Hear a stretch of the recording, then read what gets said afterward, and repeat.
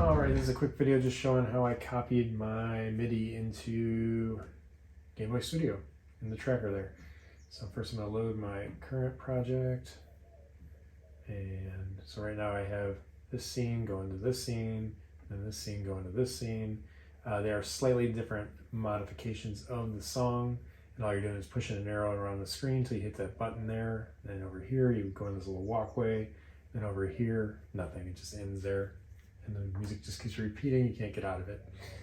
All right, and how I got the music into the tracker, let's start somewhere else. So, let's get Logic.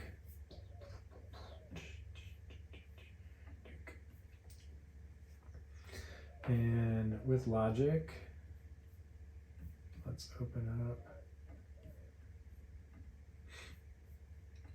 this project I had last. So what I've been doing is putting 4 tracks, narrowing it down to 4 tracks because it's all the Game Boy has for sound. And then, I don't know if you can see this on my screen, I think I'm outside of the screen, the area. Yeah, so you won't be able to see it on here, but you can see it from the camera over there. And as far as settings, go into settings, go into general. This is the thing you want to make sure is unchecked. Export MIDI file command. Save single MIDI region as format 0. All right, you don't want that. And the reason is it won't separate the tracks. Then you have to make sure each track is on a different channel. So channel 1 here, channel 2 there, channel 3, channel 4. How you do that? You go to reassign track, MIDI instrument 1. I always just choose the top one, channel 1, 2, 3, 4. That's it. Boom, done. All right. So then you want to export, you go to export. This is all for Logic. I've tried it in Cubasis. I could not figure it out in FL Studio, probably because I never use it. Could not do it in Ableton whatsoever, so I stuck with Logic. Probably works in any DAW where you have MIDI export. And then I chose all MIDI tracks as a MIDI file, and then export. I'm not going to do it because I already have that. And then I switch over to Windows, good times. Like being difficult. What the hell is this? Get out of my screen. There we go. All right, and this is openmpt tracker. And what I do is I start a new file, and I do a mod file. And the key here is going to view and setup. And then you want to make sure MIDI is set to 64 because normal MIDI is 128 for the pattern size, and mods will not, which is a mod file is the file that trackers use. It will not recognize it. It'll split up the patterns ridiculous. You won't understand what's going on because they'll all be different. All right, and so now we have these 4 channels, and when we bring in our MIDI file, it's going to have some issues. So what's going to happen? Let's go and that's desktop MIDI. We're just going to pull this one. I think it's this one. It doesn't even matter. Make sure this is on MIDI, this file. You open it up.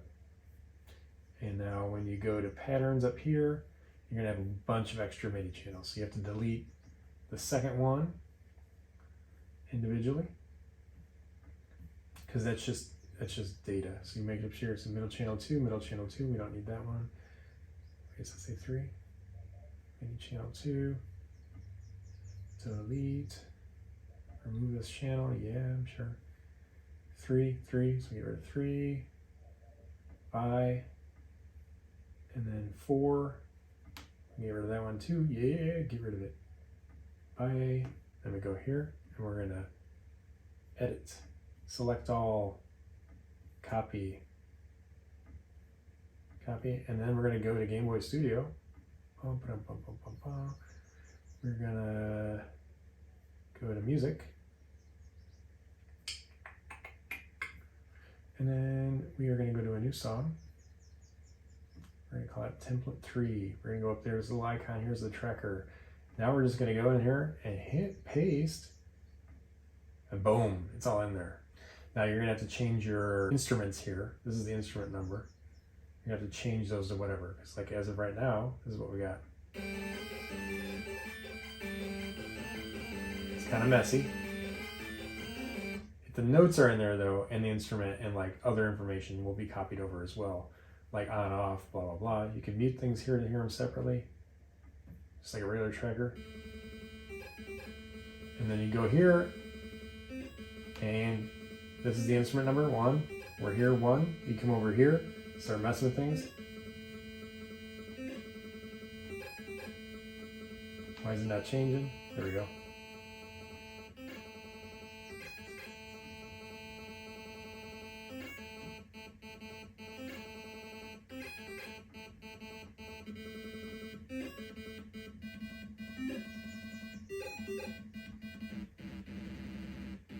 So it's already changed. You can go ahead and start.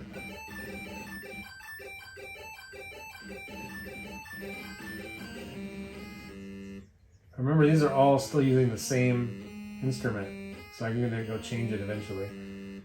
Because some of the information doesn't copy over well. So what I like to do a lot of times is I'll select like this whole area and then just copy that and then paste it here. Paste it here. Paste. Now they're all going to be the same. And the cool thing about that is you're going to be in the should be, oh, this might be a little high. Mute these. The noise. Now you have drums. They go exactly with the music. So that's a quick, easy way to get your MIDI files in here. And then you just make different variations. You start copying random crap in here and making different patterns here. And it doesn't have to be your exact song, but you can copy the whole MIDI thing over. It just take forever, as you saw. It took me a while to do that. It took me like 3 days to figure this out. I didn't realize that you could just copy from one tracker to another. I did use Windows and the Mac because I tried using an old XP laptop. I tried using Milky Tracker on here. I tried all kinds of different trackers, and this is the only method that seemed like it worked. So I hope that helps you. And yeah.